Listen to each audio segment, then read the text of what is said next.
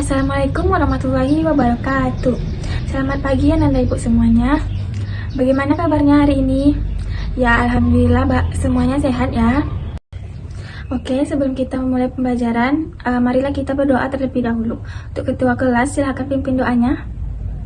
Oke, selanjutnya Ibu ingin mengecek kehadiran Ananda sekalian terlebih dahulu. Apakah Ananda Ibu sekalian hari ini ada yang tidak hadir? Oke, baik sekali ya, hadir semuanya. Oke, selanjutnya Ibu ingin menanyakan nih, bagaimana perasaan Ananda Ibu sekalian pada hari ini? Apakah Ananda Ibu ada yang sedih? Ada yang marah? Oke, berarti senang semua ya. Berarti semua Ananda Ibu sudah siap untuk melakukan pembelajaran kita pada pagi hari ini. Sebelum memulai pembelajaran, Ibu ingin menginformasikan bahwa siapa yang nantinya nilai post-testnya yang paling tinggi dan dia aktif selama pembelajaran ini berlangsung, maka nantinya di akhir pembelajaran Ibu akan memberikan sebuah hadiah. Jadi Ibu harap kepada Ananda Ibu sekalian dapat mengikuti pembelajaran hari ini dengan serius ya. Oke, selanjutnya kita akan melakukan pretest. Dimohon kepada semua Ananda Ibu untuk mengeluarkan Android-nya. Ibu sudah mengirimkan link quiznya di WA group ya. Silakan di-scan barcode-nya yang ada di depan atau masukkan kode angkanya. Oke Ananda Ibu sekalian, jadi selanjutnya kita akan mereview soal-soal yang telah Ananda kerjakan tadi. Nah, Ibu melihat bahwa Ananda Ibu sekalian itu banyak yang salah pada nomor 7, yaitu model yang menjelaskan kesesuaian antara bentuk enzim dengan substratnya. Jadi jawaban yang betul itu adalah model lock and key. Oke, selanjutnya Ibu ingin bertanya nih, siapa yang masih ingat pertemuan sebelumnya kita membahas mengenai apa? Ya, betul sekali. Kita telah membahas mengenai pengertian enzim dan karakteristik dari enzim. Nah, siapa yang masih ingat apa itu enzim? Ya, silahkan Hikmah. Ya, betul sekali ya. Nah, selanjutnya siapa yang masih ingat apa saja karakteristik dari enzim? Ya, silahkan Rifa. Oke, bagus sekali ya yang disampaikan oleh Rifa, bahwa karakteristik dari enzim itu dia bersifat spesifik, dia memiliki sisi aktif, serta dipengaruhi oleh suhu dan pH. Tepuk tangan untuk Hikmah dan Rifa. Nah, jadi gambar di depan ini merupakan gambar dari salah satu karakteristik dari enzim, yaitu enzim bersifat spesifik. Kenapa dia bersifat spesifik? Karena sisi aktif enzim ini dan substratnya itu memiliki kecocokan. Jika bentuk substratnya tidak sama dengan bentuk sisi aktif enzimnya ini, maka tidak akan terjadi kompleks enzim substrat. Nah, kompleks enzim substrat ini merupakan gabungan sementara antara enzim dan substrat yang nantinya akan bereaksi, kemudian akan menghasilkan sebuah produk. Kemudian nanti enzim ini akan melepaskan produk tersebut dan nantinya bisa digunakan kembali. Nah, selanjutnya coba Ananda perhatikan gambar di depan. Di depan ada sebuah gambar nasi putih. Nah, coba Ananda bayangkan ketika Ananda memakan nasi putih. Nasi putih ini ketika awalnya kita makan, dia berasa tawar kan? Kemudian setelah beberapa kali dikunyah, maka akan terasa lebih manis. Nah, Ibu ingin bertanya, kenapa hal ini bisa terjadi? Siapa yang bisa menjawab? Ya, silakan Hikmah. Oke, bagus sekali ya yang disampaikan oleh Hikmah. Tepuk tangan untuk Hikmah. Nah, jadi kenapa dia bisa berubah menjadi manis? Karena di dalam mulut kita ini terdapat enzim. Nah, enzim apa yang terdapat di mulut kita? Ya, betul sekali, enzim amilase. Nah, fungsi dari enzim amilase ini yaitu mengubah karbohidrat menjadi pati yang nantinya akan menjadi glukosa. Nah, setelah makanan dipecah di dalam mulut, nantinya dia akan berjalan melalui kerongkongan, lalu masuk ke dalam lambung. Di dalam lambung kita ini juga terjadi proses-proses yang nantinya juga akan dibantu oleh enzim. Jadi, Ananda Ibu sekalian, bahwa di dalam tubuh kita ini banyak sekali terjadinya proses-proses metabolisme, yaitu salah satunya dalam sistem pencernaan kita. Di dalam sistem pencernaan kita ini sangat banyak proses-proses yang terjadi yang dibantu oleh enzim yang nantinya enzim tersebut memiliki fungsinya masing-masing. Nah, sesuai dengan tujuan pembelajaran kita pada pagi hari ini, yaitu yang pertama, peserta didik mampu menjelaskan bagaimana cara kerja enzim. Yang kedua, peserta didik mampu menjelaskan bagaimana cara kerja enzim pepsin yang ada di lambung. Oke, selanjutnya Ananda Ibu perhatikan gambar yang ada di depan. Di depan ada dua gambar teori cara kerja enzim. Yang pertama ada gambar teori cara kerja enzim lock and key, dan yang kedua ada teori cara kerja enzim endosfit. Nah, yang pertama yaitu ada teori lock and key. Teori lock and key ini berbunyi enzim memiliki sisi aktif yang spesifik dalam mengikat substratnya. Nah, jadi maksudnya yaitu enzim ini memiliki sisi aktif. Nah, perhatikan ya sisi aktifnya ini. Kemudian dia memiliki substrat. Nah, jadi bentuk sisi aktif dan substratnya ini memiliki kecocokan. Nah, Ananda Ibu bisa melihat kan bagaimana bentuk dari sisi aktifnya dan bagaimana bentuk dari substratnya. Nah, jadi sisi aktif dan substratnya ini harus memiliki kesesuaian sehingga dia akan membentuk kompleks enzim substrat. Nah, yang kedua ada teori endosfit. Teori endosfit ini berbunyi yaitu enzim memiliki sisi aktif yang fleksibel dalam mengikat substratnya. Nah, jadi maksudnya yaitu bentuk sisi aktifnya itu berbeda dengan bentuk substratnya. Nah, bentuk sisi aktifnya itu seperti ini. Kemudian bentuk substratnya seperti ini. Nah, Anda lihat kan bahwa bentuk dari sisi aktif dan bentuk dari substratnya ini berbeda. Akan tetapi bentuk dari sisi aktifnya ini nantinya akan mengikuti bentuk dari substratnya, sehingga akan terbentuklah kompleks enzim substrat. Jadi teori endosfit ini sisi aktifnya itu fleksibel yang nantinya akan mengikuti bentuk dari substratnya. Oke, semua Ananda Ibu paham ya? Nah, Ibu ingin bertanya nih, siapa yang bisa menjelaskan kembali apa itu teori lock and key dan apa itu teori endosfit? Ya, silakan Zahya. Oke, betul sekali yang disampaikan oleh Zahya. Tepuk tangan untuk Zahya. Nah, jadi perbedaan dari kedua teori ini merupakan yang pertama teori lock and key itu dia bersifat spesifik, yang substrat dan sisi aktifnya itu harus memiliki kecocokan. Seperti gembok dan kunci, dia kuncinya itu harus sesuai dengan gemboknya. Nah, jika tidak sesuai maka tidak akan terjadi kompleks enzim substrat. Nah, sedangkan teori endosfit ini sisi aktifnya itu fleksibel, dia bisa mengikuti bentuk dari substratnya ini. Oke, semua Ananda Ibu paham ya? Oke, selanjutnya semua Ananda Ibu silakan disimak video yang akan Ibu tampilkan ini. Diperhatikan ya baik-baik. Food is shuttled from the mouth to the stomach via the esophagus, a ride that will take about 5 to 8 seconds. The peristalsis is the involuntary muscular force that propels food through the digestive tract. It almost looks like an ocean wave pushing food from one organ to the next. When food reaches the end of your esophagus, a ring-like muscle called the lower esophageal sphincter relaxes and lets the food pass into your stomach. Weakness of the sphincter causes a backflux of stomach acid and heartburn. The stomach is where the real action begins. Digestive juices and enzymes break down the food that you swallowed. This helps make nutrients available for absorption later in the small intestine. The digestive juices are powerful hydrochloric acids that kill pathogens in food and gives the stomach the low pH digestive enzymes need.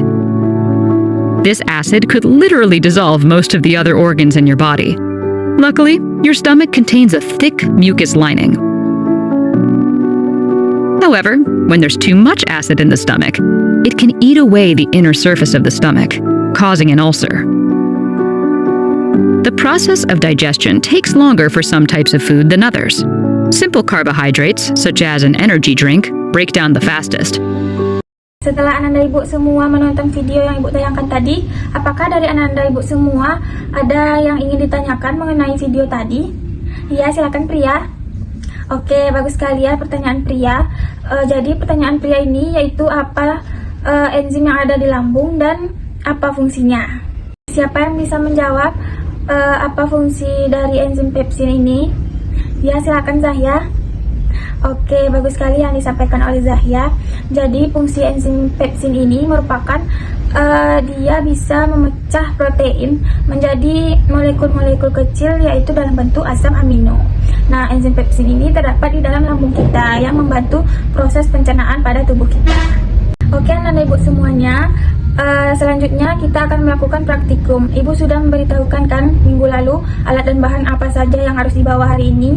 Apakah Ananda semua sudah membawa alat dan bahannya? Oke, bagus sekali. Minggu lalu Ibu juga sudah membagi kalian semua menjadi 2 kelompok kan? Silakan duduk ke kelompoknya masing-masing. Ibu ingin pria untuk membacakan SOP laboratorium kita pada hari ini. Selanjutnya, silakan Rifa bacakan alat dan bahan apa saja yang akan kita gunakan pada praktikum ini. Selanjutnya kepada Nisa, silakan dibacakan langkah kerja kita pada pagi hari ini. Ya, terima kasih Anissa. Nah, semua anak Ibu sudah paham kan bagaimana prosedur kerja pada praktikum kita pada kali ini? Oke, semuanya sebelum memulai praktikum, silakan dipakai jas labnya terlebih dahulu. Nah, jadi praktikum kita pada pagi hari ini yaitu uji enzim bromelin pada daging ayam. Nah, praktikum ini merupakan analogi dari cara kerja enzim pepsin yang ada di lambung. Nah, kenapa kita memakai enzim bromelin? Karena enzim bromelin dan enzim pepsin ini memiliki fungsi yang sama, yaitu memecah protein menjadi molekul-molekul kecil, yaitu dalam bentuk asam amino. Nah, nantinya enzim bromelin ini pengganti enzim pepsin dan daging ayam ini sebagai protein yang nantinya akan dipecah. Oke, paham ya Ananda Ibu semuanya? Ya, silakan dimulai praktikumnya.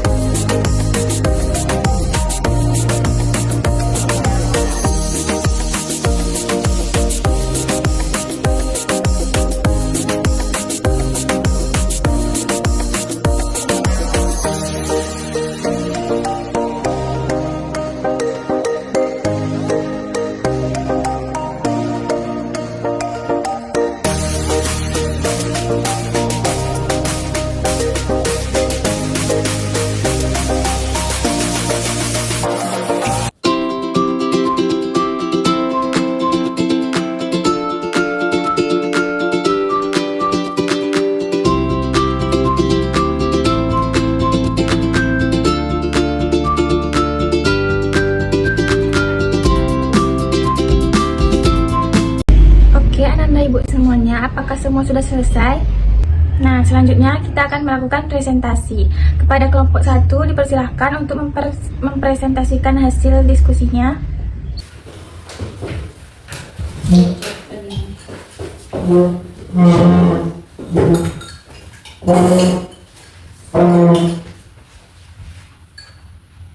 Baik, Assalamualaikum warahmatullahi wabarakatuh. Waalaikumsalam warahmatullahi wabarakatuh. Baik, di sini kami akan mempresentasikan hasil praktikum kami mengenai peran enzim bromelin terhadap daging, di mana di sini adalah daging ayam, satunya tanpa adanya nanas. Nah, di dalam nanas itu tergantung enzim bromelin, satu lagi pakai nanas yang mengandung enzim bromelin. Nah, terlihat di sini daging yang tidak memiliki zat nanas padat dan berwarnanya masih merah segar.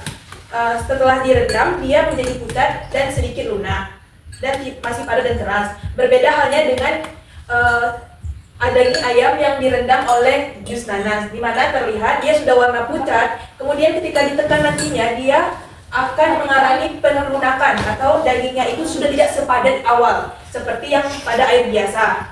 Kemudian dia juga sudah lebih lunak. Berdasarkan hasil pengamatan ini, pertanyaannya yaitu apakah terdapat perubahan tingkatan keempukan daging antara perendaman jus nanas dan air biasa?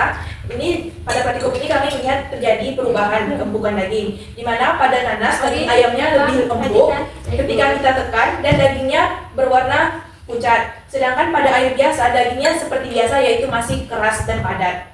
Nah, alasannya kenapa daging pada nanas ini lebih lunak daripada air biasa, karena pada nanas ini mengandung namanya enzim bromelin yang tadi dijelaskan berfungsi seperti enzim pepsin pada lambung, yang mana dia untuk memecah molekul-molekul sehingga bisa dicerna oleh lambung. Makanya enzim bromelin ini pada daging ini berfungsi untuk melunakkan daging ini agar dia bisa dicerna. Nah, yang kedua yaitu berdasarkan percobaan tersebut, jelaskan peran enzim bromelin pada jus nanas terhadap pelunakannya. Nah, fungsinya yaitu untuk memutuskan ikatan peptida pada protein, yang mana peptida ini merupakan bentuk sederhana dari protein. Nah, enzim ini juga berfungsi untuk mendegradasi protein menjadi beberapa potongan peptida, dan enzim bromelin ini terdapat pada daun, batang, serta buah nanas. Jadi, enzim bromelin ini tidak hanya terdapat pada buahnya saja, tapi terdapat pada batang dan daunnya saja juga.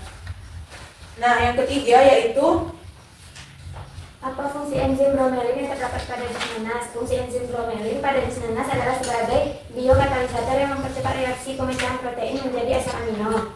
Selanjutnya, jelaskan kaitan antara praktikum uji enzim bromelin pada daging dengan cara kerja enzim pepsin pada lambung. Enzim bromelin mampu memecah protein yang menjadi peptida yang lebih kecil. Begitu juga enzim pepsin. Enzim protease yang berfungsi memecah protein makanan menjadi peptida yang lebih kecil untuk memudahkan pencernaan lebih lanjut di usus. Nah, selanjutnya di dalam lambung itu terdapat enzim pepsin yang berfungsi memecah protein. Nah, apa yang akan terjadi jika enzim pepsin ini terganggu? Nah, berdasarkan pengamatan ini kami mengetahui bahwa jika enzim pepsin ini terganggu, maka proteinnya tidak akan tercerna dengan baik. Nah, kemudian kedua akan terjadinya gangguan ketika penyerapan nutrisi. Karena protein ini tidak dibaca dengan baik, tubuh akan kesulitan menyerap protein yang masuk ke dalam tubuh. Nah, yang ketiga adalah gangguan sistem pencernaan. Protein yang tidak tercerna dengan baik ini akan menyebabkan gangguan pencernaan. Nah, yang nomor 6 yaitu apa peran enzim pepsin dalam lambung? Yang pertama untuk menguraikan protein, yang kedua untuk mendukung proses pencernaan, dan yang ketiga bekerja di lingkungan asam. Nah, enzim pepsin inilah yang bisa bekerja di lingkungan asam karena lambung itu bersifat HCl atau asam. Untuk kelompok 2 ada yang ingin ditambahkan? Ya, silahkan. Lebih kurang sama Bu, tapi kami ada tambahan pada jawabannya Bu. Kalau punya kami ya, karena enzim jus nanas ini kan mengandung bromelin Bu, dia itu menguraikan asam amino dan menguraikan protein dengan memecahnya menjadi asam amino. Jadi serat-serat daging yang proteinnya itu padat diuraikan menjadi asam amino, karena itulah dia menjadi lebih lunak. Selanjutnya untuk kelompok 2, Ibu minta untuk menyampaikan kesimpulan praktikum kita pada pagi hari ini. Kelompok 2 dipersilahkan. Baik, adapun kesimpulan pada praktikum kali ini, yang pertama, daging yang direndam dalam jus nanas itu menjadi lebih lunak. Hal ini dikarenakan jus nanas mengandung bromelin yang berfungsi memecah protein. Kemudian, daging yang direndam dalam air biasa tidak mengalami perubahan tekstur yang signifikan karena air biasanya tidak mengandung enzim proteolitik seperti bromelin. Oke anak-anak ibu semuanya, tadi kita sudah melakukan praktikum dan sudah mempresentasikan hasilnya. Nah sekarang siapa yang bisa mengaitkan antara cara kerja enzim bromelin dan cara kerja enzim pepsin yang ada di lambung kita? Saya Bu, Oke, silakan Zahra.